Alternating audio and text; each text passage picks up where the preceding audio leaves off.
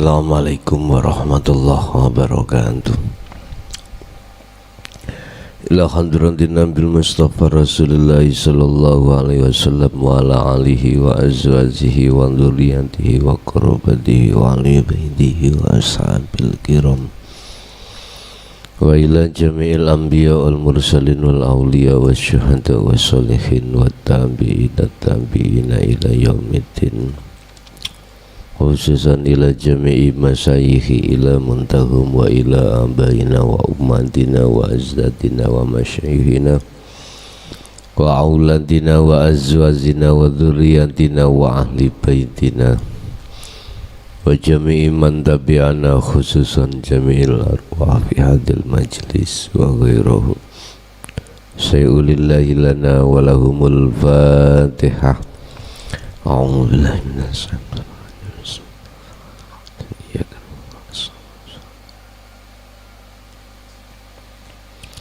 Bismillahirrahmanirrahim. Hamda yuwafi ni'amahu wa yukafi majidah. Ya Rabbana lakal hamdu kama yanbaghi li jalalih.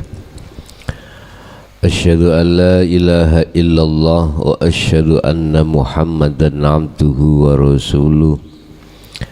Allahumma salli wa sallim wa barik alaihi wa ala alihi wa ashabihi ajma'in, amma ba'd.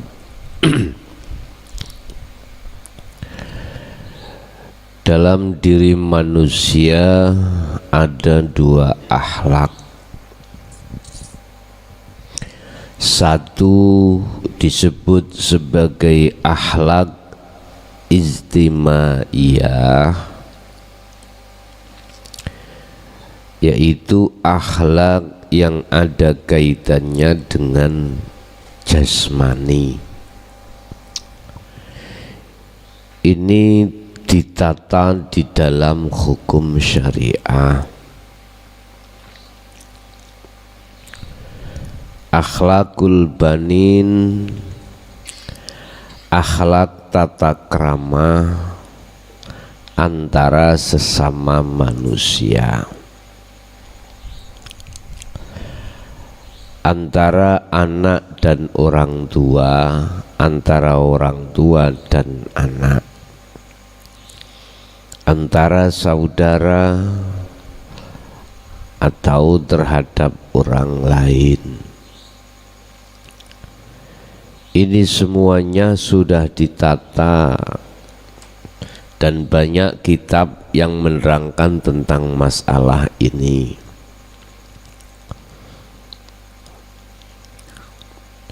Bapak Ibu hadirin jamaah rahimakumullah, hal itu diupayakan supaya jasmaniyah Anda berakhlakul ijtimaiyah semata-mata hablum minan nas, biar tidak ada rasa hati sakit. Jasmani ini harus mengedepankan akhlak tersebut antara sesama manusia. Tetapi banyak manusia yang tidak mengenal akhlak yang kedua, alias banyak yang meninggalkan akhlak yang kedua, yaitu disebut akhlak ilahiyah. Akhlak di mana hubungan antara ruhaniyah langsung dengan Allah. Fa'ainama kunta, dimanapun berada, fastaqim, maka kuatkanlah hubunganmu terhadap Allah. Mengapa banyak manusia yang melalaikan akhlak yang nomor dua ini? Mengapa banyak manusia yang karakternya keluar dari akhlak ilahiyah ini? Jawabannya sederhana. Dia masuk di dalam golongan sami'na wa asaina. Apa? Dia tahu, dia juga mendengarkan bahwasanya di dalam Islam kesempurnaan itu sampai pada tingkatan makrifat. Tapi wa asaina, dia menolaknya, sehingga pengajaran-pengajaran dinul haq itu tidak dia terima, dikarenakan sibuk dengan apa yang diserukan oleh nafsu dalam dirinya. Dia mengindahkan seruan dari nafsu di dalam dirinya. Bahkan Rasulullah sudah mengatakan innama bu'itsu liutammima makarimal akhlak dalam hadis lain. Sesungguhnya aku tidak diutus oleh Allah di dunia ini kecuali menyempurnakan akhlak. Hati akhlak di mata manusia dan akhlak di mata Allah. Mana umat Islam yang mau memperhatikan hadis ini? Kalau tidak ahli tasawuf, nggak mungkin mau. Dengan hal itu, maka pada malam hari ini, pagi hari ini kita akan membahas hadis yang ke-27-28 mengenai tentang akhlak. An-Nawas bin Sam'an radhiyallahu anhu, hadis dari Sawas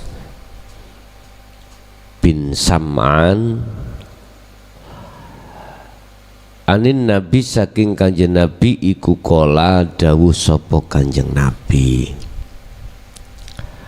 al birru husnul khuluq wal ismu ma haka fi nafsika wa karihta ayat toli'a alaihin nas.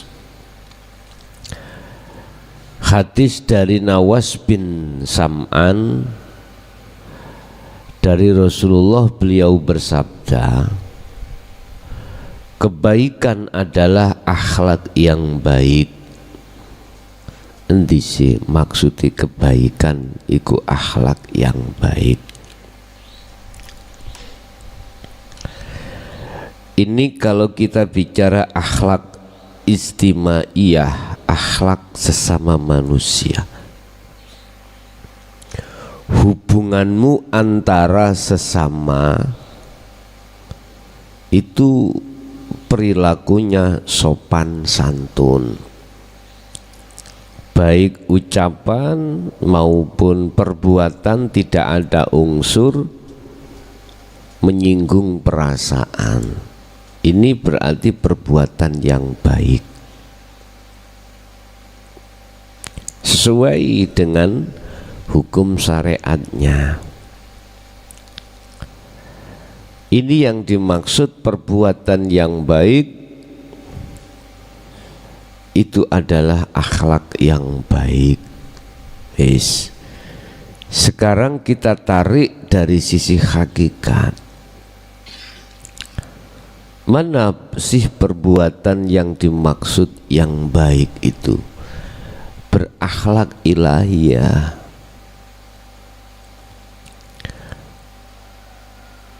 Segala tindakan jasmani itu kau dasari dengan akhlak ilahiyah. Sambungi rasa menyang guru sejati. Sambungi rasa iman menyang Gusti Kang Maha Suci, yang segala-galanya di situ. Ini berarti berakhlak ilahiyah, menetapkan bahwasannya semua apa yang terjadi itu karena Allahnya. Ini berarti berakhlak ilahiyah. Perbuatan yang baik adalah akhlak yang baik. Kebaikan adalah akhlak yang baik. Yaitu tadi, entah duduknya di perbuatan jasad yang bagaimana, yang jelas akhlak ilahiyah disertakan. Bapak Ibu, dan dosa adalah apa yang terasa mengganggu jiwamu dan engkau tidak suka jika diketahui manusia. Dosa adalah apa yang terasa mengganggu jiwamu. Hatimu itu gerunjal dengan perbuatan apa yang sedang kau lakukan. Gerunjalnya itu karena tidak berakhlak ilahiyah, sehingga apa yang dilakukan itu tidak karena Allah, isih karena selain Allah. Itu dosa miturut hakikatnya. Contoh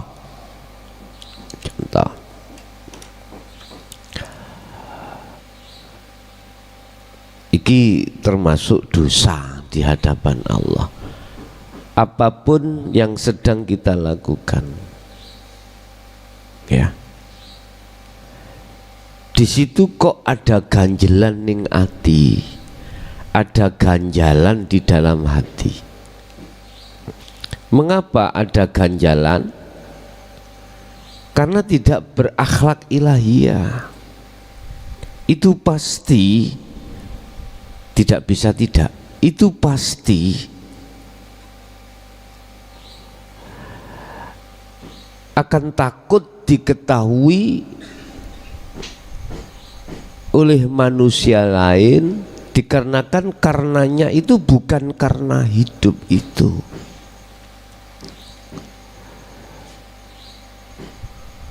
Apapun itu perbuatan secara fisik,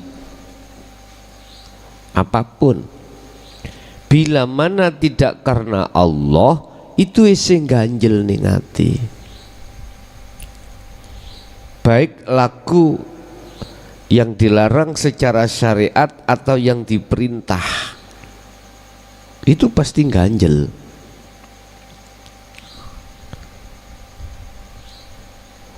Keraguan-raguan kita dalam melakukan sesuatu, apakah ragunya ini perbuatanku diterima oleh Allah atau ditolak, itu bentuk jikalau ruhaniyah kita itu masih ada ganjelan.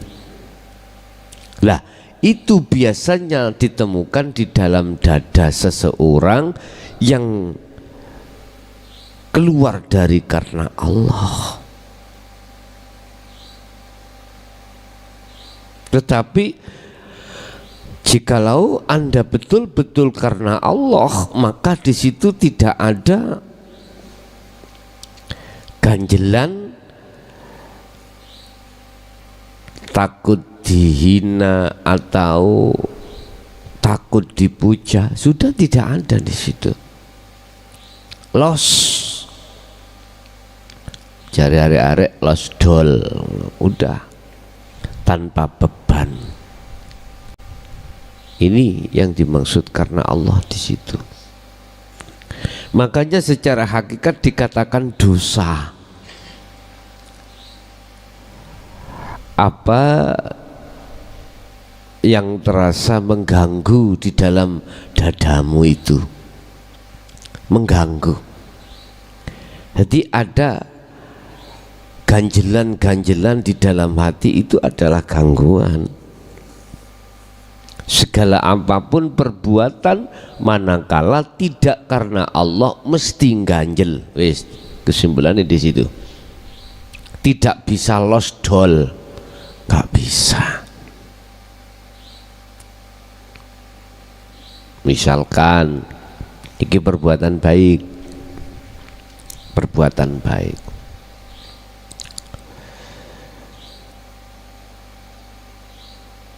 Iki poso-poso aku jadi tokoh masyarakat, misalkan. Di situ hati kita itu hanya karena Allah. Akhirnya apa? Ngambil rokok, ya. Ini di depan para murid, di depan para masyarakat. Mosok sih poso-poso tokoh kok nyekel rokok. Ini contoh mawon Mbak ya, contoh.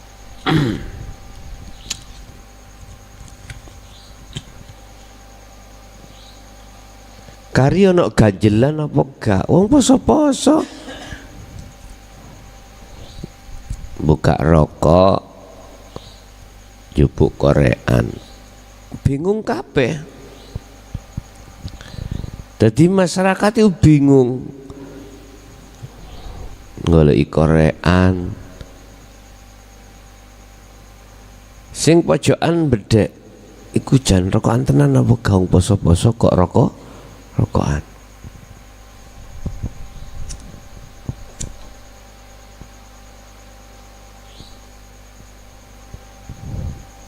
Poso-poso rokokan. Jadi santri-santri atau masyarakat ini bingung, kiaiku poso-poso kok rokokan. Loh, iki kalau betul-betul karena Allah dalam hati, kalau nggak ada ganjelan, malah rokokannya ambek setengah imin-imin. Tahu setengah imin-imin apa itu? Bahasa Indonesia setengah imin-imin. Ayo sing lulus sekolah dulu.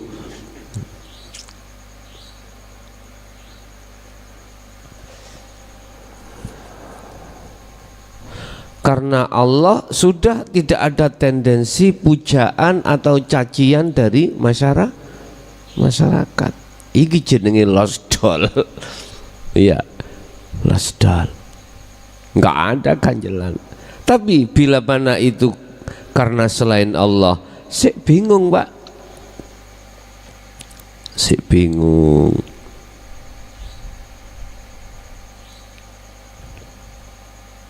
Guys, iku unsur taat secara syariat. Sekarang unsur maksiat secara syariat. Dikatakan itu tidak karena Allah. Ketika saat terjadi di dalam diri kita, itu bingung dalam hati kita, ditelik nih, takut ketahuan orang,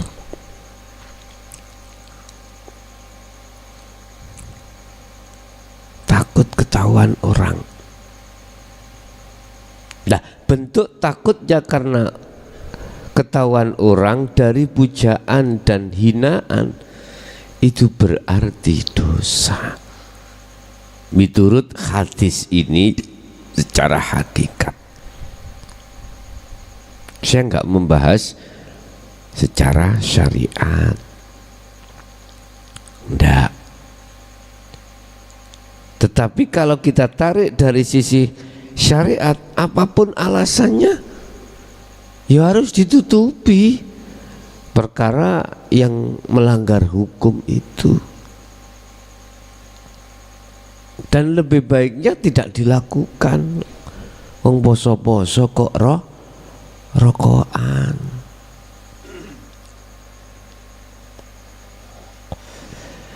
bersabda,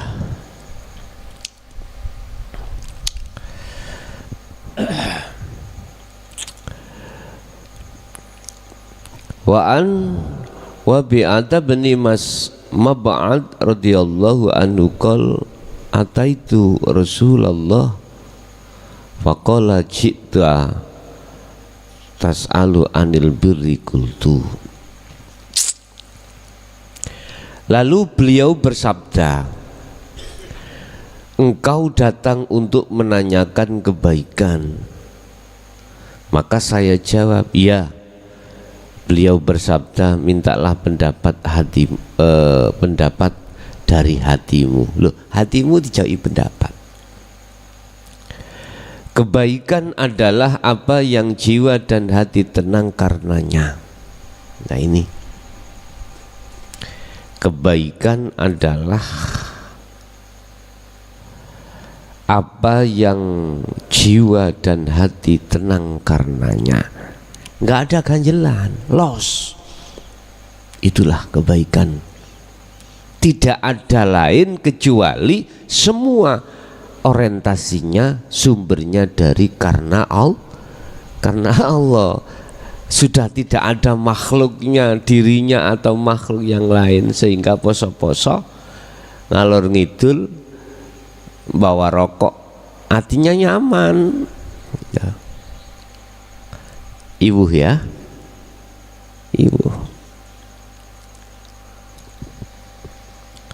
Dan atau Anda ketika saat melakukan kebaikan itu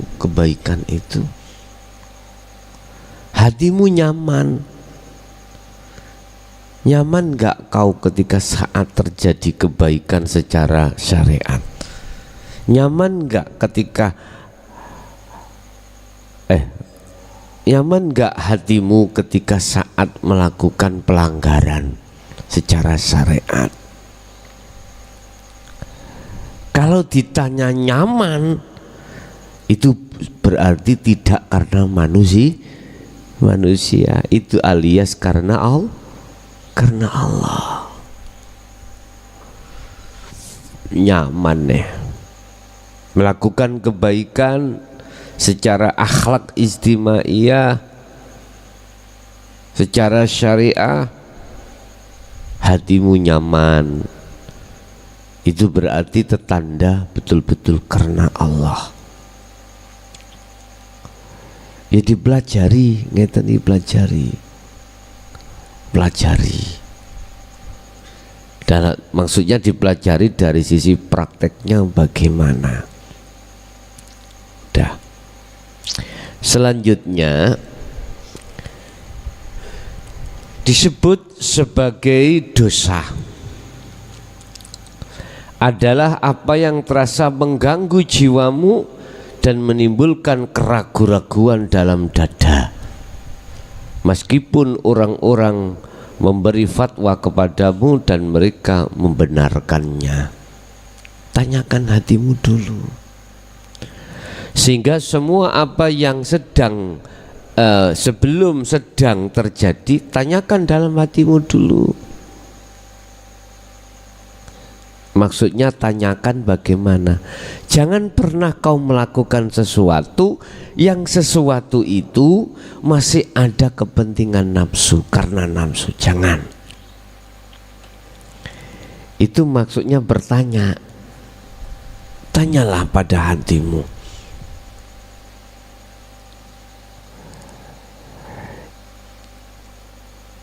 Hatimu akan bilang apa? Karena Allah kah atau karena nafsu kah? Tanyain. Kalau karena Allah, jelas itu tidak ada keraguan-raguan yang mengganjal di dalam hatimu. Kalau karena nafsu, Pak, mesti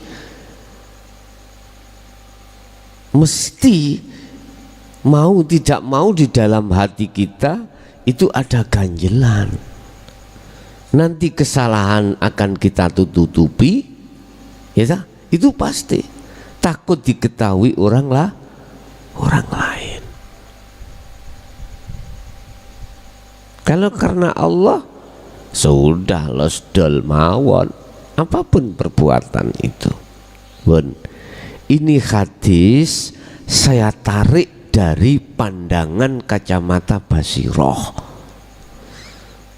kacamata hakikat. Di sini ki ono kopi ini ya tambah penak lah, arek-arek itu diduki kopi juga gampangan ngantuk. Gus alasane arek-arek wong cangkemmu yo seneng kok ngono. Petugas dhewe kok. Pun riwayat hadis ini dari Imam Muslim, hadis hasan kami riwayatkan dari dua musnad, Imam Ahmad bin Hambal dan Ad-Darimi dengan sanad yang ihsan. Dengan sanad hadisnya hadis hasan, ini hadis yang tingkatannya nomor 2. Yang pertama hasan sahih, yang kedua adalah hasan. Hadis ke-28,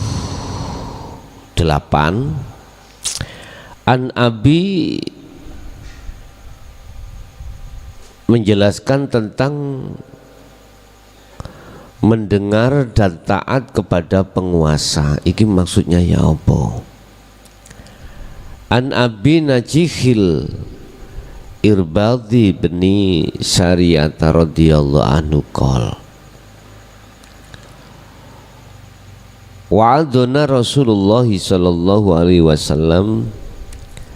Hadis dari Abu Najih Al-Irbad bin Sariyah radhiyallahu anhu, Kanjeng Nabi dawuh, memberikan kami nasihat yang membuat hati kami bergetar dan air mata kami berjujuran. Maka kami berkata, jadi Rasulullah memberikan satu nasihat, sing nasihat ini menggetarkan hatimu dan membuat matamu, air matamu berjujuran. Ya Rasulullah, seakan-akan ini merupakan nasihat perpisahan. Maka berilah kami wasiat ya Rasulullah. Ini hadis yang menceritakan tentang perpisahan antara Rasulullah dengan umat. Berarti kekasih mau meninggalkan kita, sehingga dikatakan fatwa atau nasihat ini ketika didengarkan hati kita bergetar mau ditinggalkan, mata kita airnya bercucuran menangis, sehingga kalimat yang keluar yang terakhir pada saat itu adalah kaifa ummati, kaifa ummati. Bagaimana umatku besok itu? Yang dikhawatirkan Rasulullah adalah ketika umat ini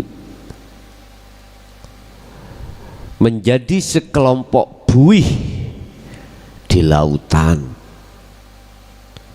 Mengapa demikian? Karena dia tidak mengindahkan seruan Rasul di dinul haq.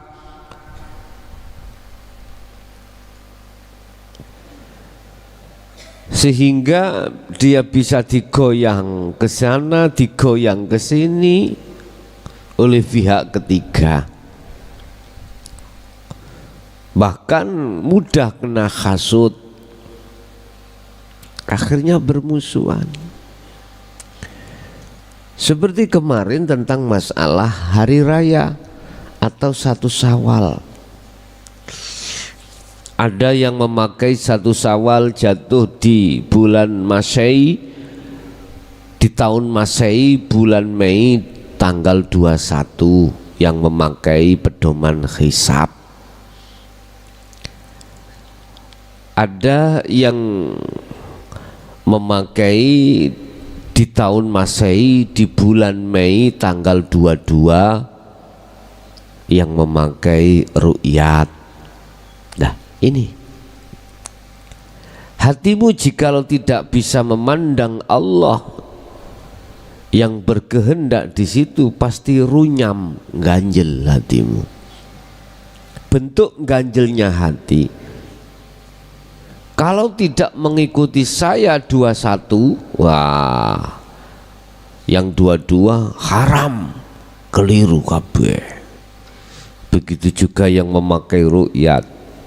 Kalau tidak mengikuti saya ru'yat 22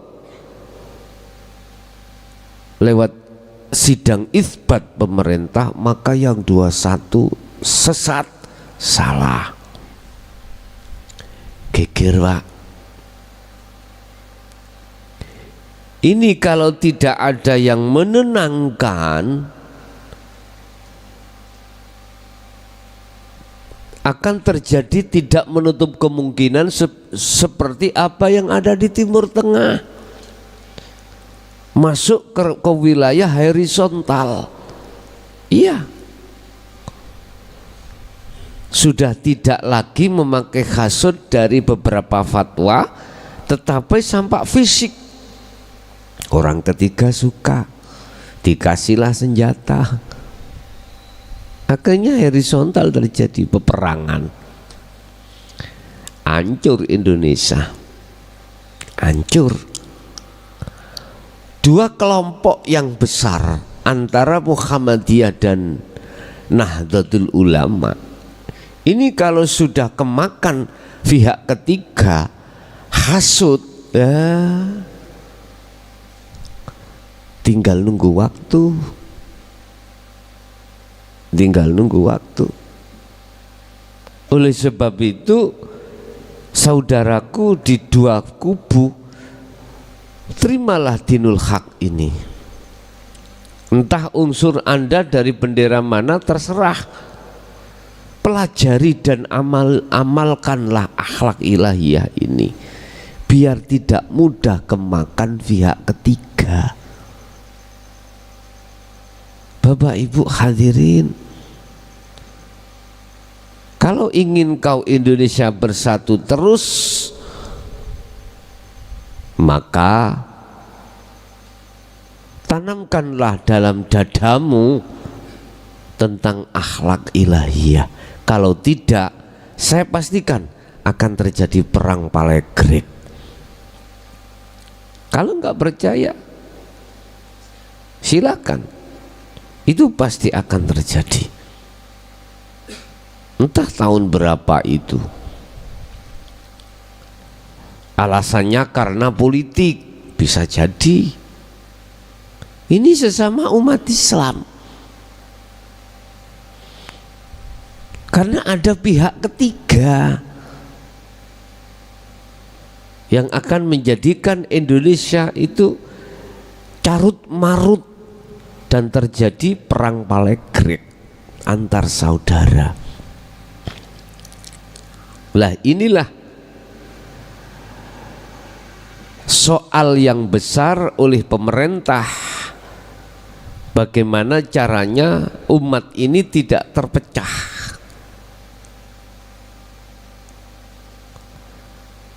Tapi mohon maaf, ini kalau tidak dibarengi dengan bimtek akhlak ilahiyah, tunggu waktunya. Pasti sekuat apapun Anda membendung dari sesuatu yang terpendam, tidak akan pernah bisa. Suatu saat akan meledak. Itu pasti. Dan hukum ini tidak bisa Anda tolak, nggak bisa, kecuali bendunganmu itu betul-betul bendungan yang luar biasa. Bagaimana tidak jebol? Sekuat apapun bendungan Anda, air semakin lama datang semakin kuat. Mohal nggak jebol, mohal. Laksana seperti itu. Imanmu akan seperti yang dikhawatirkan oleh Rasulullah sebagai laksana buih di lautan itu. Terjadi sudah. Umat Islam digoyang ke sini, digoyang ke sana. Nggak ada pendirian. Akhlak ilahiyahnya pada Allah. Akhirnya adu argumentasi. Nah ini lihat, kalau sudah adu argumentasi, fatwa-fatwa yang telah dikumpulkan yang katanya punya hujah, dalil sendiri-sendiri, hati-hati wis. Pasti di situ akan menyalahkan orang yang tidak sependapat. Itu pasti. Kecuali akan selamat manakala saudara-saudara ini berakhlak ilahiyah, baru nggak akan terjadi. Bendungannya dikatakan kuat itu oleh karena airnya dielongi. Dielongi dia apa? Dikurangi. Bukan bendungannya dikuati, enggak, maksudnya bendungan dikuati itu airnya dikurangi. Jadi tekanan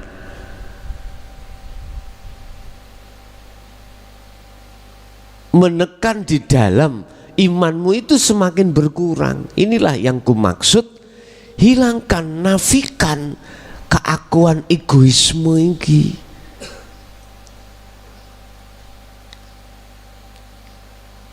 Jadi yang ku maksud menguatkan bendungan itu bukan bendungan ditawambai. Ada ring 1, ring 2, ring 3. Nggak akan pernah kuat, alias pasti akan suatu saat jebol. Wong airnya terus datang. Ya seperti Lapindo itu. Dikuati apa namanya itu? Tanggulnya, akhirnya jebol aja. Mestinya sistemnya jangan begitu, dikurangi volume pengeluaran air itu, dikurangi. Coba kalau itu dikurangi bahkan hilang, walaupun nggak ada bendungannya, jebol dari mana? Nggak bisa, nggak akan membahayakan yang di bawah. Artinya apa, Pak? Tingkat volume egoisme takholil kurangi, bahkan hilangkan. Kalau sudah dihilangkan mana ada mudorot? Gak ada. Wonten. Bapak Ibu jamaah rahimakumullah. Karena awalnya sudah salah sistem, tidak dirubah, maka sampai kapanpun ya seperti ini. Birokrasi kita ya di dalam organisasi harus kita ubah sistemnya. Sederhana birokrasinya atau sistem dalam akhlak ilahiyah niku ngurangi beban, perjalananmu kok enteng, ringan. Dikuwati tenaga beban ditambah. Mengkek kuwi. Jebol tinggal nunggu waktu. Makanya kembali kepada NKRI, kembali pada persatuan Indonesia, itu akan bisa terjadi kuat persatuan itu manakala di dalamnya itu mementingkan akhlak ilahiyah. Oke, kalau kita melebar agama sekarang, tadi satu agama di dalam dua bendera. Sekarang kita melebar keluar lagi antar agama. Dalam Indonesia ada beberapa agama. Otomatis nama Tuhannya tidak sama. Nama Tuhannya. Kalau sifat ego ini atau akhlak istimaiyah dibesarkan tapi ilahiyah ditinggalkan, pasti di situ ada kecemburuan, ada keegoismean tentang agama yang dianut, sehingga yang satu mengatakan terhadap yang lain itu salah, yang benar saya, begitu juga yang lain. Akhirnya sesuai dengan perjalanan waktu ini terjadi hasud, apalagi nanti pihak ketika membakar letupan, wah udah mudah Pak, langsung gesekan. Akhirnya negara Indonesia tidak ada, terpecah-pecah. Akhirnya ada negara Jawa Timur, negara Jawa Barat, negara Madura, negara ini akan terjadi. Makanya ini adalah PR besar bagi pemerintah. Sehingga mengapa pemerintah harus merangkul dari dua instansi, baik di dalam maupun di luar. Dua instansi adalah Polri dan TNI. Polri di dalamnya mengamankan negara, TNI mengamankan di luar negara, menjaga batas-batas negara manakala ada pihak ketiga yang masuk. Ini harus dikuatilah, ring-ring ini harus dikuati. Tapi jangan ngawur.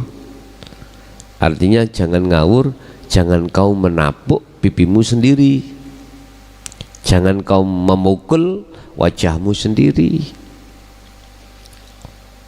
Tapi aku yakin jikalau panjenengan semuanya memperhatikan seruan hadis ini terkait berakhlak ilahiyah, aku yakin tidak ada gesekan di dalam tubuh NKRI, gak ada.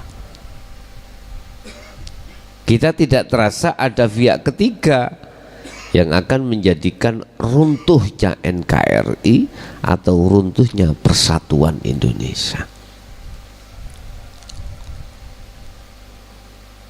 Mudah saja pihak ketiga melakukan kalau ruhaniyahmu itu hanya berakhlak istimaiyah ilahiyah tidak kau perhatikan, tapi tidak akan pernah terjadi dan tidak akan pernah mudah runtuh manakala ruhaniyahmu berakhlak ilahiyah.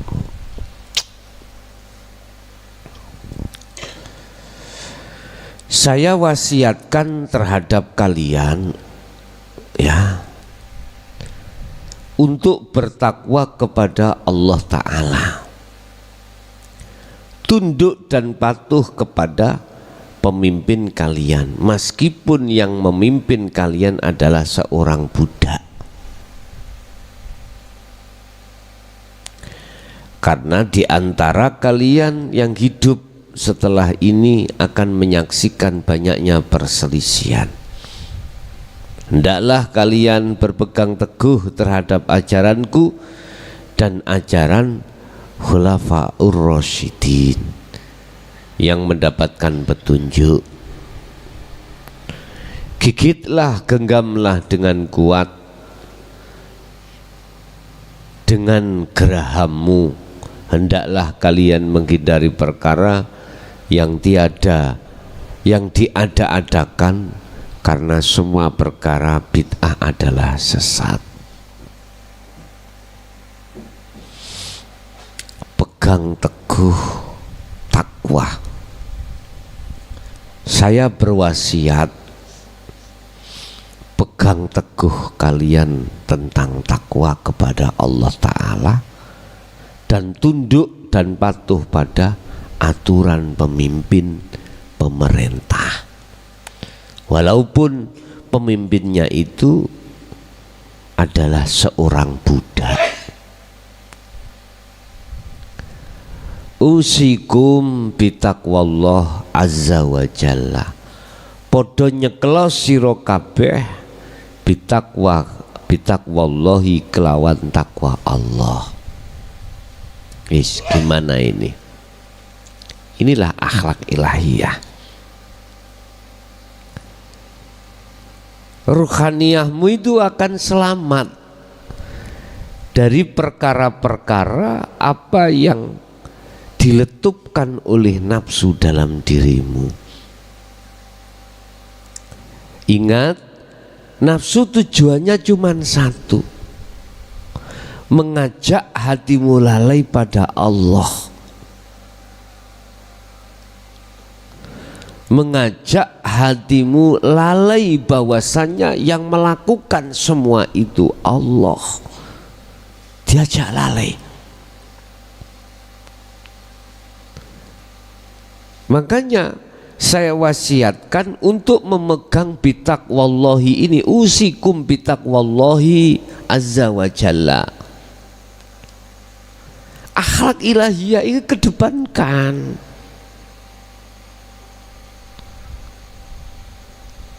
Kedepankan akhlak ilahiyah ini. Ini wasiat yang pertama ya. Sehingga mengapa sih jenengan nek ajengi kundur iku sering kula ngomong, aku enggak menuntut apa-apa pada dirimu. Enggak. Atas semua apa yang kau terima dan atas semua apa yang kau lakukan cuman satu. Kalau dibahasakan hadis ini, usikum bitaqwallahi azza wa jalla. Kejo ono zikirmu, taline Allah kejo ono. Tentunya wa anistata'tum, tentunya ikut diukur dengan semampumu. Piye semampumu? Bisa mampu nih awakmu. Wis lali, jangan lupa nanti di rumah pegang teguh tali Allah apapun kondisimu. Sebab filosofi ngeten Pak Bu. Jangan khawatir dengan kan donga Gus ngene. Lah ngoten ta. Kuwi gak usah ngomong ngono ya otomatis. Sampeyan tahu filosof yang terjadi pada induk ayam dan anak ayam. Ketika saat induk ayam mengengkerami telurnya, ada beberapa hal yang harus dia lakukan. Ada beberapa hal yang harus dia lakukan. Apa yang dia lakukan? Tinggalkan hubungan dengan sesama manusia. Artinya ruhaniyah ditinggalkan, meninggalkan hubungan dengan sesama makhluk, bukan jasmani, rohaniah, tapi bentuknya induk ayam itu tidak mencari laki-laki, fokus ngengkermi telur. Dia juga meninggalkan makan sehingga dirinya sampak kurus miturut akal. Supaya mengapa induk ayam itu enggak makan, supaya terjadi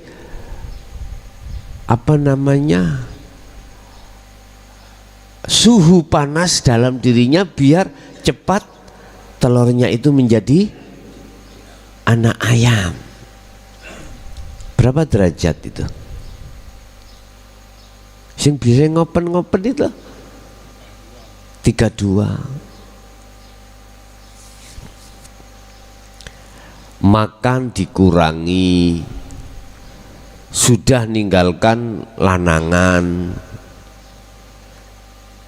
Coba sampean lihat, ketika dia mau menjalankan perintah, yaitu keluar dari sarang untuk nelek, ketahuan ayam jago dikejar, dia ndekem nggak mungkin, dia pasti lari semampu-mampunya, kadang naik di atas genteng demi supaya telurnya menetas. Dia mau buang kotoran, sekali buang kotoran baunya gimana?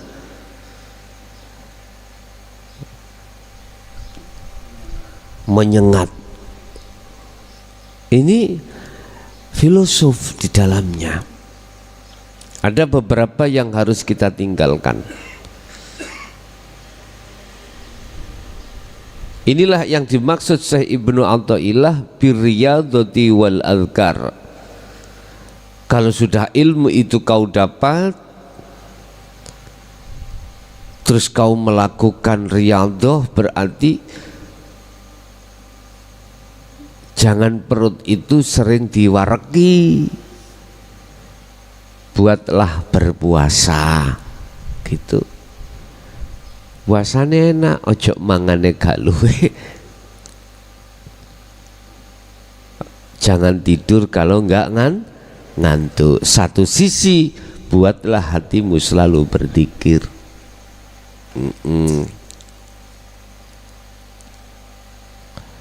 Bapak Ibu, ketika saat ngengkremi telur ini, coba kau goda, kau dekati, kau goda. Apa sikap induk ayam? Ngamuk, mengkorok, jadi besar, nakuti kamu. Wow. Apa yang membahayakan? Intinya pasti dia serang, padahal ini belum jadi anak ayam. Tetapi kalau sudah mendengarkan kalimat induk ayam ini, apa yang dilakukan? Dicucuklah telur itu. Mendengarkan kalimat. Apa kalimat yang muncul di dalam telur? Apa itu? Ya suaranya. Klik-klik lah. Dia bantu untuk mencucuk telurnya. Padahal anaknya sendiri juga bisa langsung. Kalau belum bisa mesti dibantu. Sudah menjadi anak ayam, tetap masih dijaga. Ini tidak akan pernah dilepaskan dari bahaya apapun, Pak, selama belum menjadi dewasa.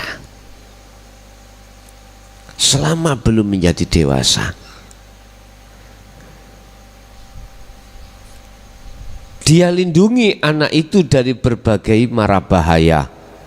Mohon maaf, kalau ada yang membahayakan, pasti akan dia serang yang membahayakan itu, demi anak-anaknya ini. Iya, Kadang-kadang juga kita mendekat itu nggak ada niat jelek, dikabluk kita. Ada yang ayam seperti itu. Itu bentuk bahwasanya penjagaan Allah pada diri kita semuanya rohaniyah atas kekejaman hawa nafsu.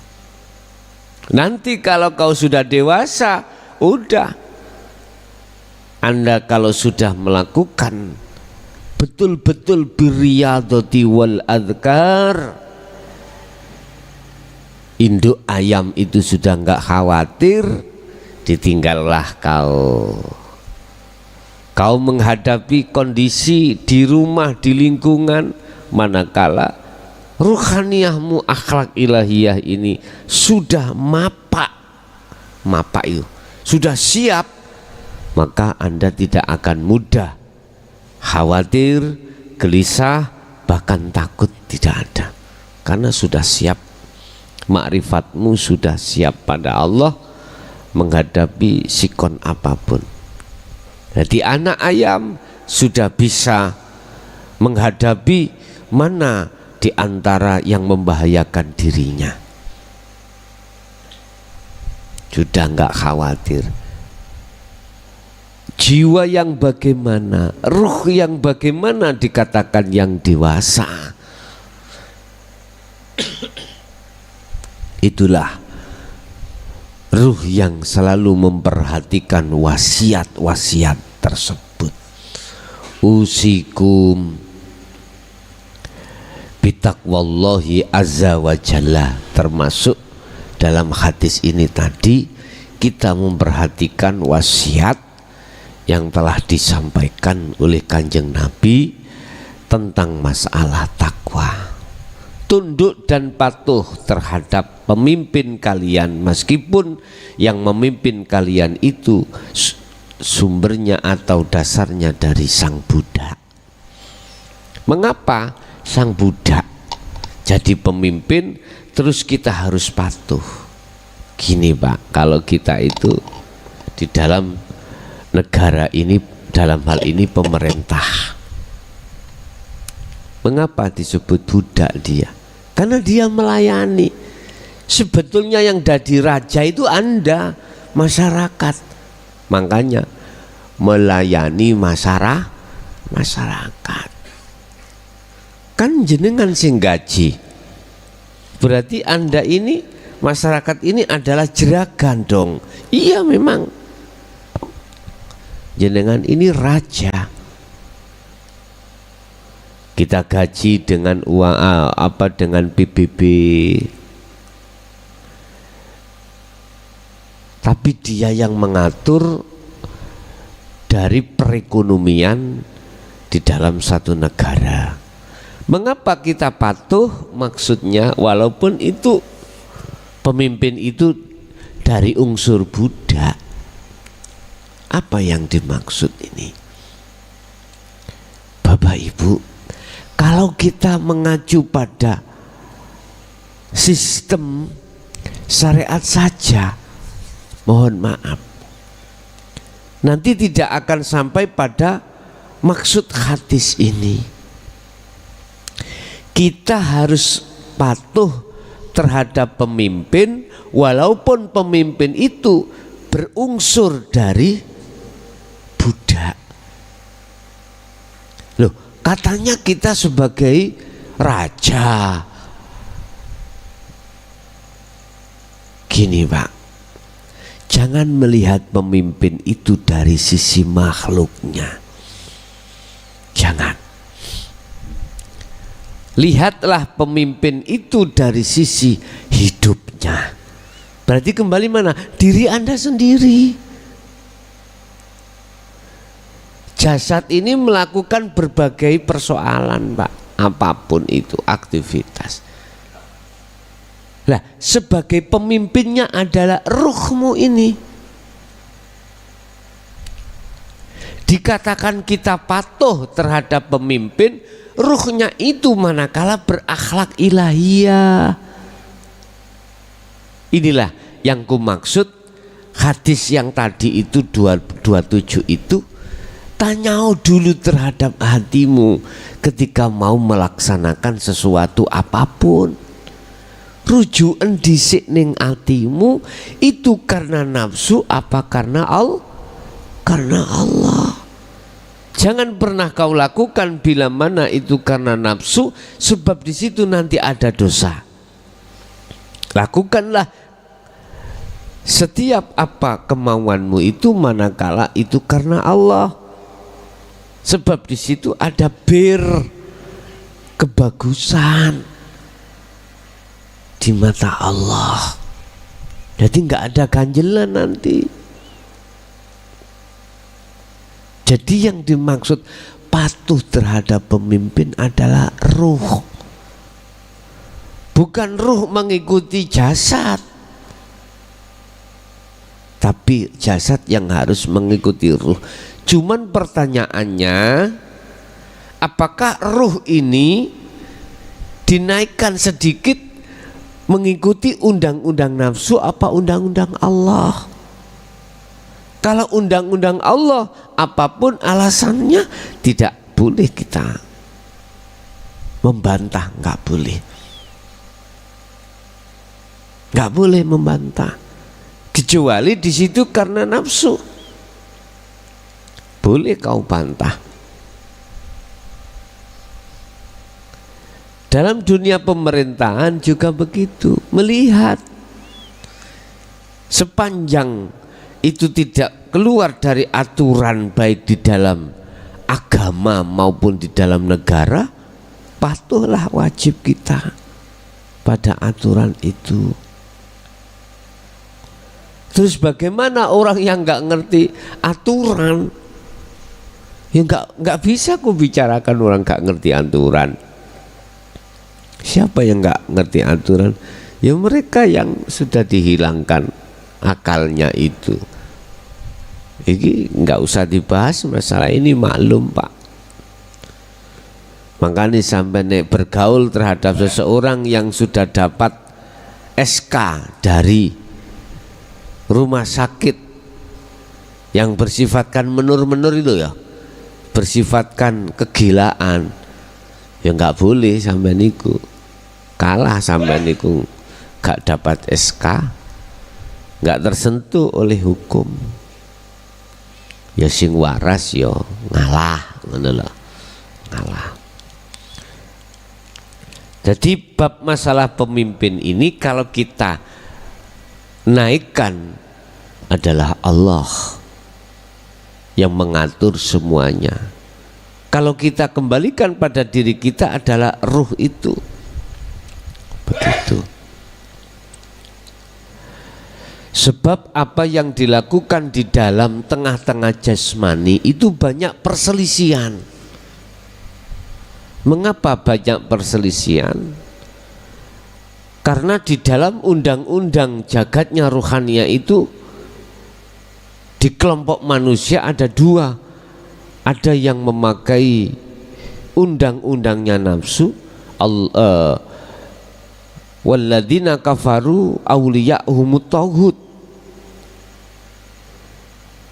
Yang kedua, ada yang memakai ruhaniah itu memakai undang-undang Allah. Allahu waliyul ladzina amanu. Ini yukhrijuhum minadh-dhulumati ilan nur. Hendaklah kalian berpegang teguh terhadap ajaranku. Iki wasiat yang kedua. Wasiat yang pertama, Anda harus usikum bitaqwallahi azza wa jalla, pegang teguh tali Allah. Yang kedua, hendaklah kalian berpegang teguh terhadap ajaranku dan ajaran khulafa'ur rasyidin. Siapa khulafa'ur rasyidin itu?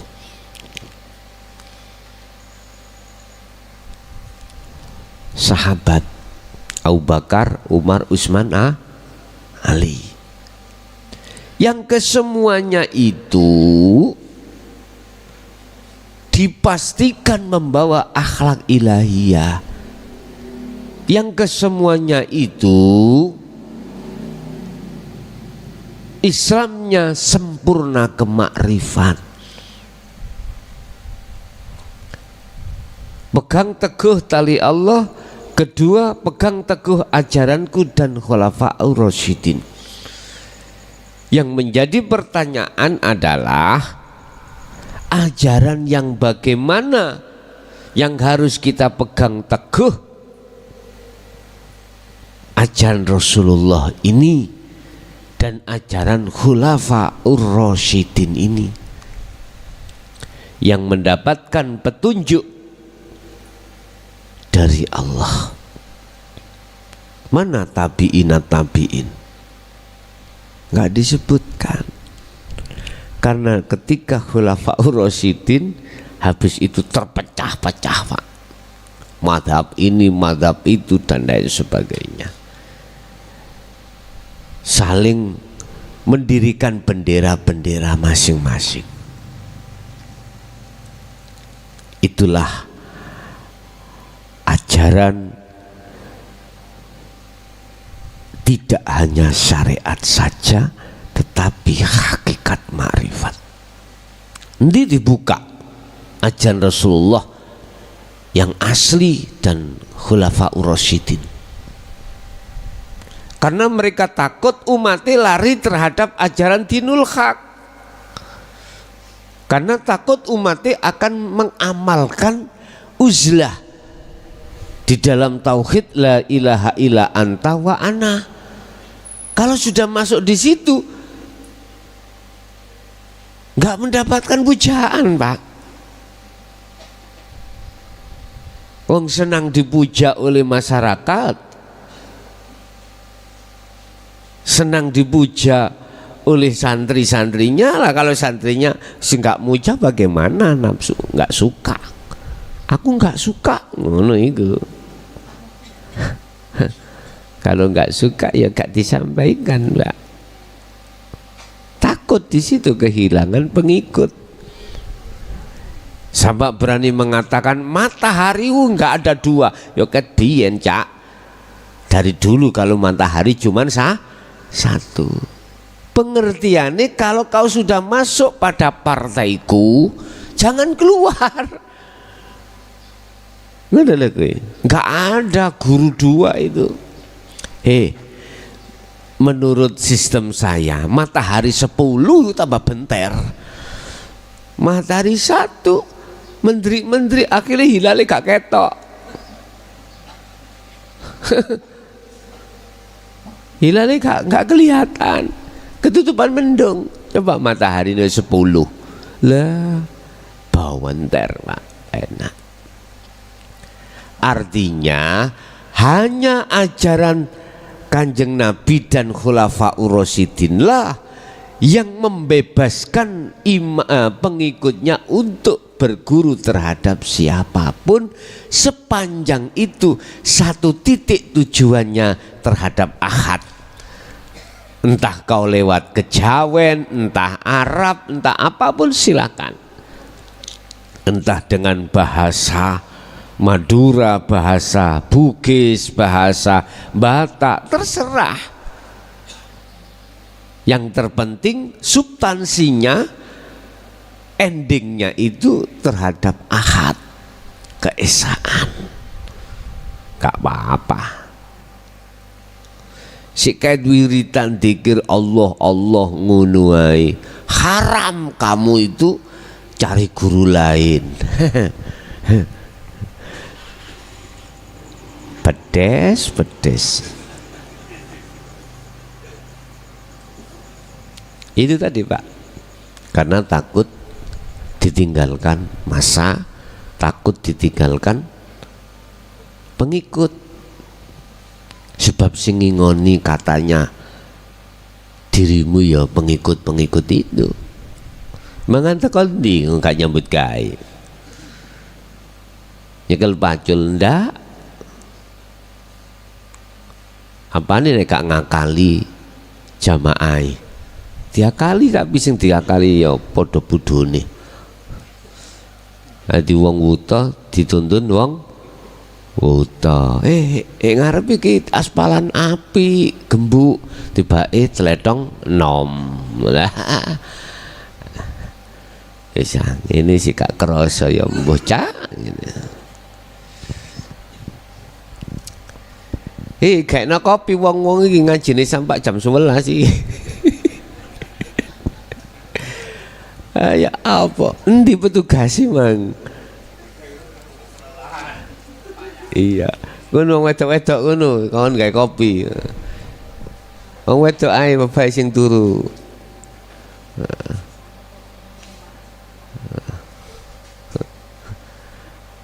Lho ngekno kopi situ. Ngekno kopi kok lho. Guru situ. Mau kata umbe.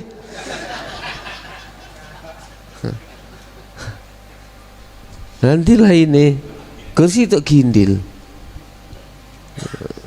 Oh niki ya, niki anak kopi nih tadi. Oh benar.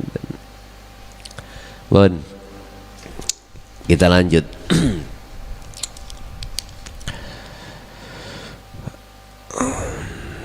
Hendaklah kalian menghindari perkara yang diada-adakan, karena semua itu perkara bid'ah adalah sesat. Itu setelah Khulafaur Rasyidin. Maksudnya secara pribadi itu nafsu, Pak. Selalu mengada-ngadakan sesuatu yang di luar real Rasulullah dan Khulafaur Rasyidin. Mengada-ngadakan. Inilah yang ku maksud laku syariat tanpa hakikat. Ini yang diada-adakan. Dan nafsu tidak mau untuk berhakikat, nggak boleh. Ingat, nafsu sampai kapanpun tidak akan pernah ikhlas dan ridho terhadap satu jiwa manakala fisabilillah berangkat menuju sowan pada Tuhannya, nggak mau.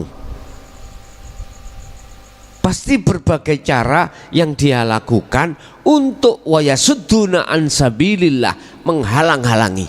Wis ini prinsip, Pak, sudah prinsip. Ingat ketika bagaimana Allah menjelaskan di dalam surah Al-Hijr ayat 39. Bagaimana prinsip kegigihan setan itu atau nafsu dalam dirimu. Dia akan menjerumuskan Adam dan anak putu Adam sampai kapanpun. Dengan cara apapun kita sebagai anak putu Adam akan dijerumuskan oleh nafsu dalam diri kita. Itu pasti, dengan cara apapun. Sehingga tidak ada celah bagi kita untuk bisa sampai pada Allah. Makanya jangan heran jenengan tak jawab, usul iku berat nggih, berat nggih. Itu dikembalikan pada diri kita. Makrifat iku berat nggih, berat nggih. Kula jarno ae ngono iku. Ngoco ya apa tak jarne ae. Nanti kalau sudah waktunya kan ngomong, oh nggih gampang. Engko jarne ae. Apalagi ketika saat menghadapi kondisi yang kurang enak ngono. Gampang jatuh, wangel nggih. Wah tak jarno. Cuman Allah berpesan wala tayasu fi roihillah. Seberat apapun jangan pernah kau berputus asa. Tetap di situ harus kita jalani sesuai dengan apa yang ada pada diri Anda. Perkara yang disebut sebagai bid'ah adalah perkara yang diada-adakan. Ini maksudnya bagaimana? Kalau kita ngomong bid'ah secara syariat, gak ono mari ini, Pak, nggak ada selesainya, nggak ada. Kalau kita bicara bid'ah secara syariat itu tidak ada selesainya. Gini.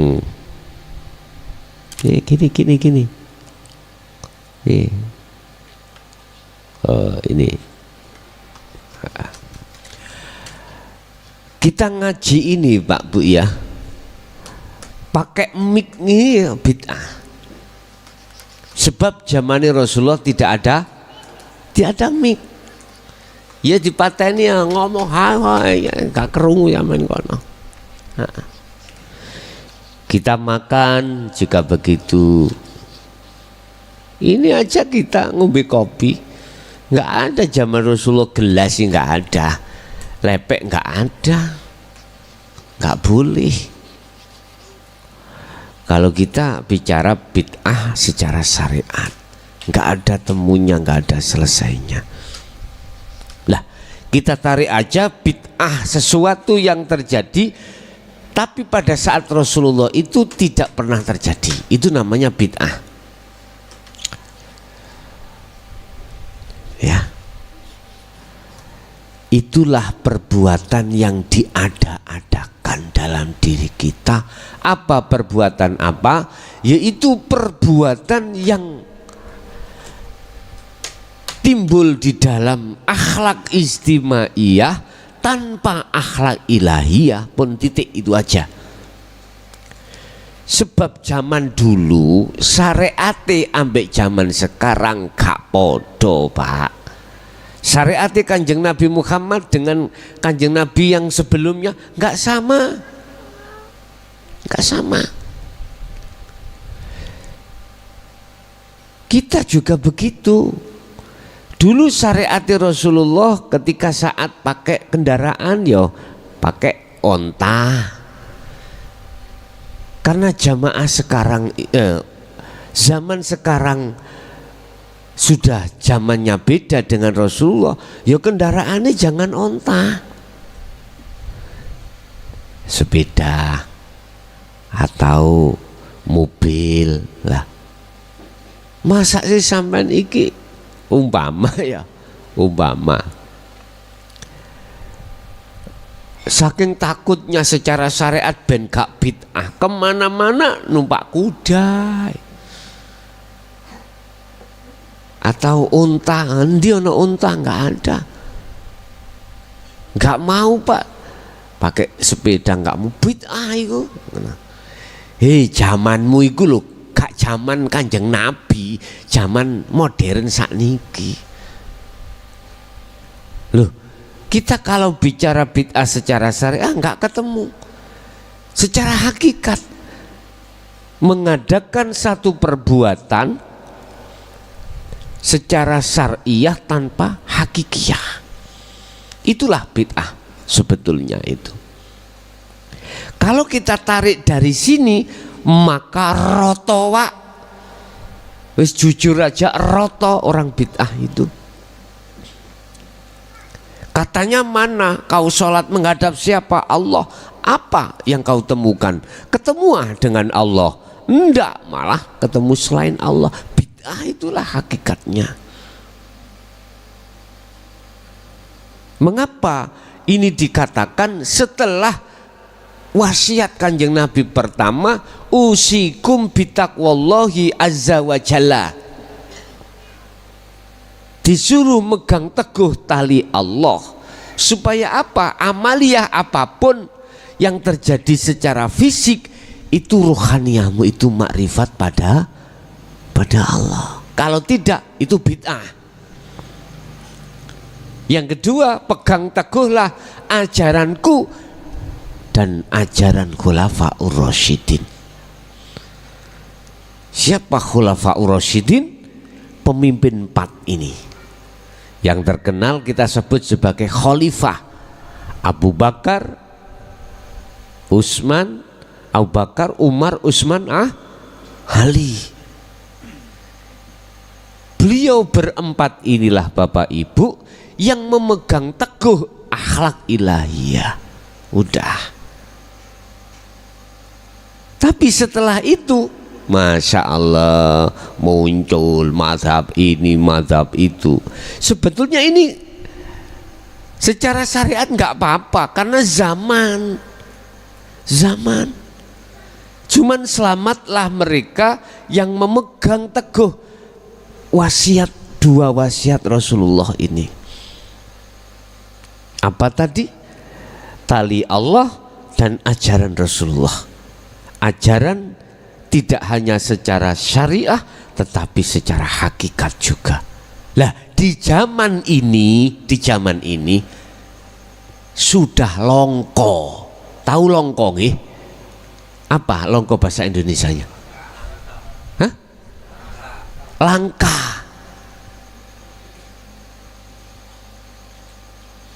Langka. Inilah ajaran Rasulullah yang sebenarnya kalau kami tarik dari sisi hakikat, ya. Ini Bapak Ibu hadirin jamaah rahimakumullah, lewat hadis ini saya tidak mengurangi rasa hormat terhadap saudara saya yang alim ilmu syariatnya. Tolong sadarlah dan imanilah mana yang dimaksud wasiat Rasulullah. Pertama, usikum bitaqwallahi azza wa jalla. Itulah tali Allah, habl Allah, ruh dengan Allah. Yang sedang putus tolong sambungkanlah kembali. Yang kedua, pegang teguh ajaran ini, ajaran Rasulullah dan khulafaur rasyidin. Sebab kalau tidak kau pegang ini, maka kelompok kita akan menjadi kelompok yang ditakutkan oleh Rasulullah, yaitu kelompok besar tapi tidak punya kekuatan apapun, tidak bermanfaat apapun, laksana buih di lautan. Bapak Ibu hadirin, hadis ini diceritakan oleh Abu Dawud, ya, rawinya Tirmizi. Dia berkata bahwasanya hadis ini adalah hasan juga sahih. Oke, Bapak Ibu hadirin jamaah rahimakumullah, dua hadis tadi sudah kita laksanakan. Kita masuk pada session tanya jawab dan dialog. Barangkali ada yang perlu ditanyakan di forum maupun di luar sana, kami persilakan. Monggo.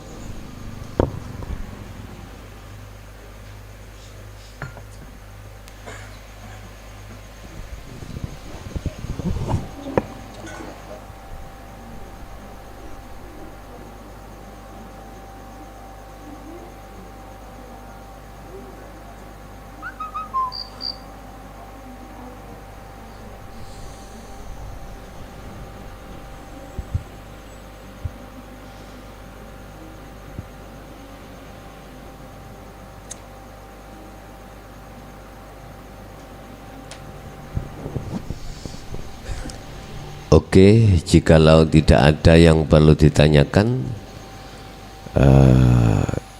taklet monggo.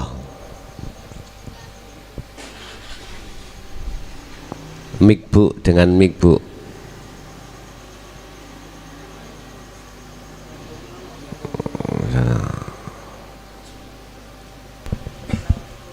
Assalamualaikum warahmatullahi wabarakatuh. Waalaikumsalam warahmatullahi wabarakatuh. Derek Tanglet, enten perkumpulan khotmil Quran.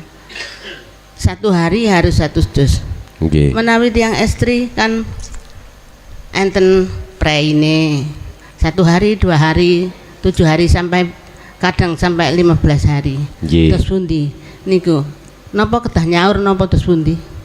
Ngoten nggih. Nggih, sampun. Assalamualaikum warahmatullahi wabarakatuh. Waalaikumsalam warahmatullahi wabarakatuh. Khatmil Quran itu hukumnya sunnah. Dalam dunia syariat tidak wajib untuk menyauri. Lah ngoten ta. Mboten napa-napa. Tidak apa-apa. Tapi kalau kami tarik dari hakikat khatmil Quran yang dimaksud merampungkan atau menghatamkan Quran itu menghatamkan ajaran Rasulullah ini. Artinya jangan cukup di syariat tapi harus sampai ke hakikat baru khatam. Habis itu tinggal kita melaksanakan. Jikalau yang panjenengan maksud khatmil Quran itu di setiap bulan itu harus khatam, sedangkan kita seorang wanita ada halangan, apakah itu harus nyauri lah gitu dah? Tidak Bu, karena ini urusan sunnah, kecuali urusan wajib maka itu wajib nyauri bahasa syariat ya. Ada lagi?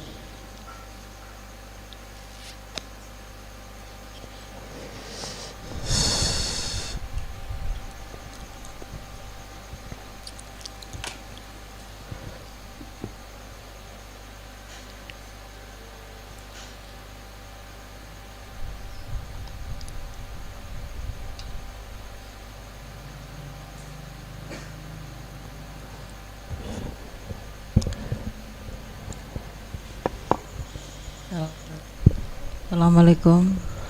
Waalaikumsalam. Ini sebetulnya pertanyaan kemarin, cuma karena kemarin nggih. Kemarin tidak ada sesi pertanyaan, jadi saya tanyakan hari ini.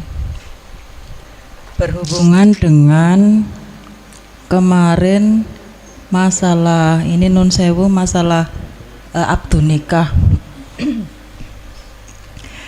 Itu kan kemarin dijelaskan kalau misalnya sah abdun nikah kemudian melakukan hubungan maholus sahid, itu kalau ruhaniyah kita tidak tembus kepada hidup itu haram walaupun sudah sah secara syariat.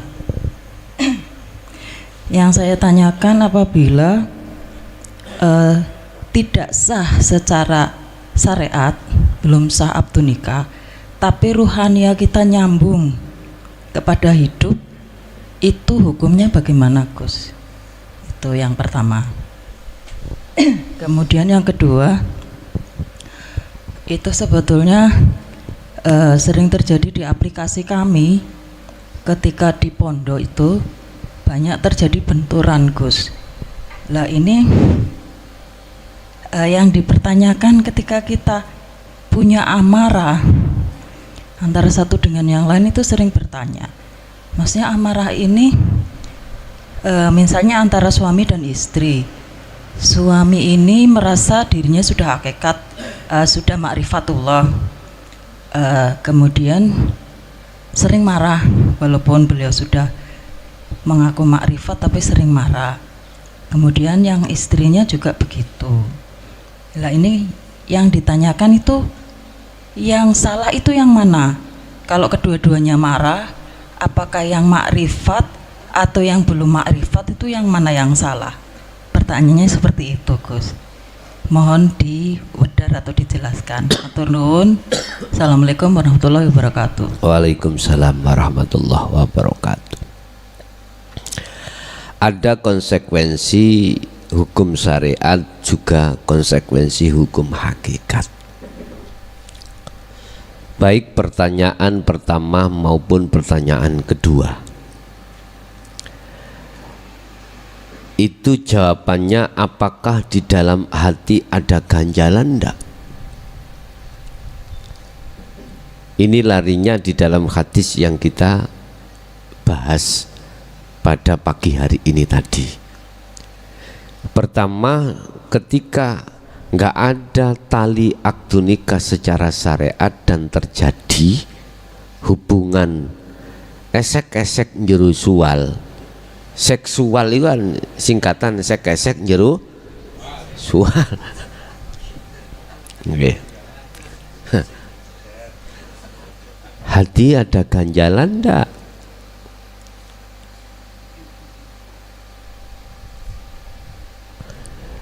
Jangan diartikan, mohon maaf, saya menghalalkan zina, ya ndak lo ya. Ndak. Sampean harus paham maksud ini. Di dalam hukum yang sudah halal syariat aja kita melaksanakan tidak bisa tembus nang Allah, apalagi ketika di dalam hukum syariat itu tidak halal. Tadi kan pertanyaannya adalah ketika hukum syariat tidak ada, akdu nikah terus terjadi itu tembus pada Allah, bagaimana hukumnya lagi itu toh? Nyun sewu, di dalam hukum halal aja Anda belum bisa mengklikkan pada Allah, apalagi di dalam hukum yang belum halal, tambah nemen. Jangan menaruh api terus kamu lari, jangan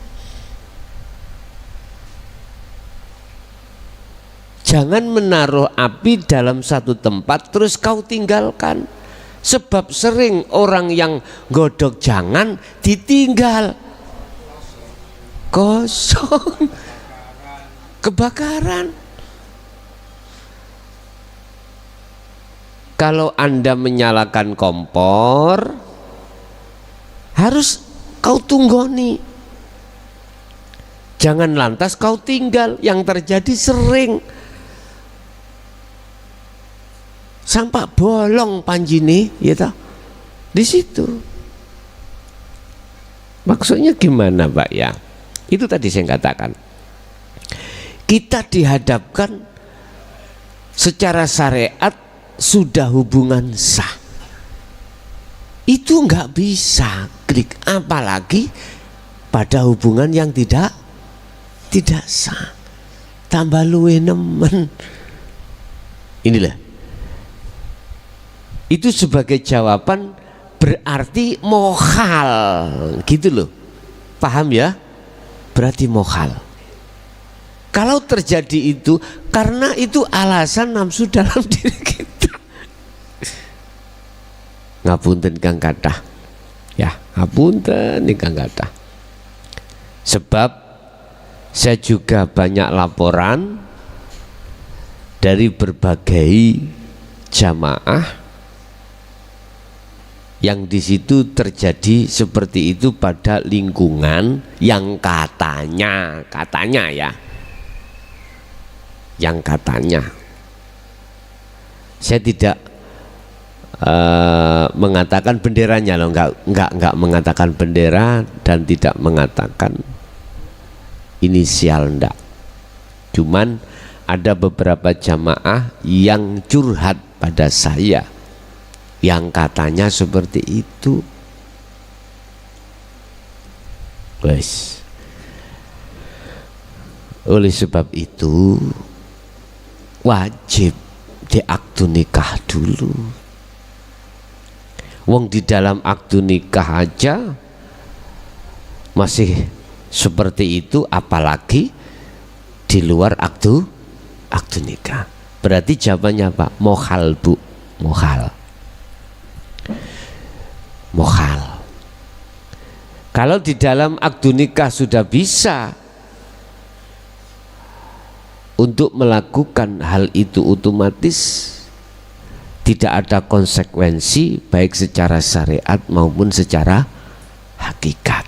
Lah kalau ini terjadi berarti akalnya itu sudah tidak berjalan, nggak berjalan. Terus bagaimana hukumnya? Lawang gendeng, siapa yang bisa menghukumi orang gila? Nggak bisa. Udah. Yang kedua terkait amarah tadi, terkait amarah, jawabannya sama sebetulnya itu. Mana di antara kedua yang tidak ganjel mana? Sekarang saya kembalikan, ketika amarah terjadi baik pada suami maupun istri yang katanya sudah berhakikat ma'rifat, ganjel ndak di hati? Kalau nggak ganjel, itu yang benar. Sekarang yang ku pertanyakan, ganjel nggak? Paham ganjel nggih? Kembali kepada hadis tersebut. Dalam hati ada kegelisahan enggak? Keganjelan enggak? Kalau enggak, itu yang benar. Terus pertanyaan aku, ketika kondisi dohir itu marah, betul-betul marah, apa mungkin hati tidak ganjel? Amarahnya ahli syuhud itu bukan amarahnya ahli syuhud. Otomatis yang bersangkutan ini nggak ada ganjelan. Kembali kepada hadis tadi. Kalau nggak ada ganjelan, ikut disebut sebagai kebaikan. Kalau ada ganjelan disebut dosa. Itu tadi. Mengapa dikatakan dosa? Karena tidak berakhlak ilahiyah di situ, Bu. Oke. Ada lagi?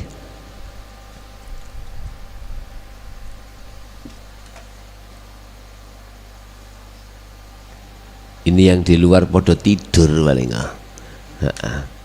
Kan biasa sambil mendengarkan langsung bablas. Iya, kan di rumah kan enak. Jadi sambil tiduran enak. Pokoknya jangan keturun, jangan tertidur di saat Anda itu telah menyalakan api, nyalakan api, nanti gosong kabeh, jangan. Oke, itu Bapak Ibu mungkin apa yang sudah kita terima. Barakallahu lakum,